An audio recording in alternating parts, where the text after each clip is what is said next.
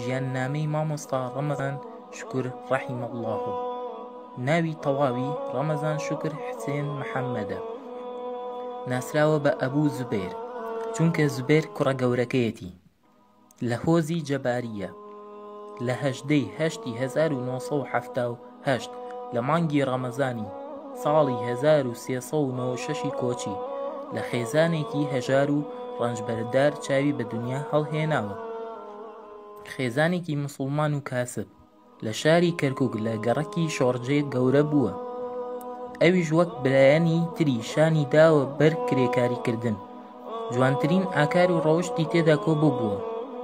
ئەتوانین بڵێین ئوممەتێک بوو لە پیاوێکدا. بە فەزڵ و منەتی پەروەردگار لە دوای بڵاوبوونەوەی بانگەوازی یەکخواپەرستی لە شاری کەرکووک کە زۆر غەریب بوو نامۆ بوو لە ساڵی 1416 کۆچی کە دەکاتە 1996 زاینی، بانگەوازی حەقی ناسی لە ڕێگەی چەند برایەک کە لەوە پێش هیدایەتیان وەرگرت بوو. مامۆستا ڕەحمەتی خوای لە خۆی و باوکی بێت خەریکی کرێکاری بوو، وەک بلۆک بارکردن و حەماڵی و کاری بیناسازی. هەردەم بە جوانی کارەکانی خۆی ئەنجام ئەدا. مامۆستا دایکی ماوە لە ژیاندا و باوکیشی لە 1 2018 وەفاتی کرد. مامۆستا 5 برا و 4 خوشکی هەیە.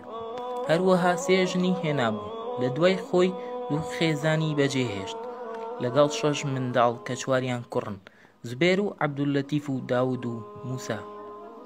ئەوانی تر کچن، خەدیجە و زەهرا. مامۆستا خوێندکار بوو لە پەیمانگا زانستە ئیسلامیەکان.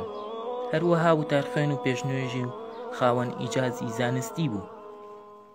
لە ڕۆژی 29 2013 شەوی سێشەممە لەسەر چوارشەممە کاتژمێر 9:45 خولەکی شەو لە شەوێکی باراناویدا لە کاتی گەڕانەوەی لە پەیمانگای زانستیە ئیسلامیەکان لە چیمەن لەسەر ڕێگای سلێمانی کرد.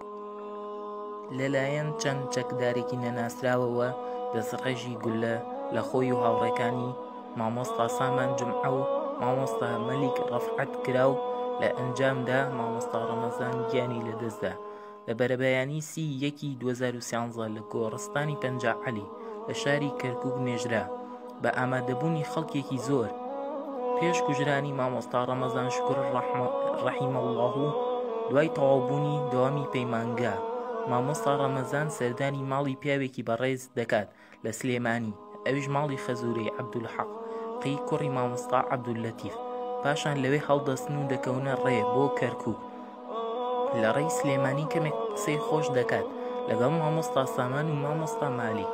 پاشان دەڵێت توخوا با مراجعەی قورئان بکەینەوە.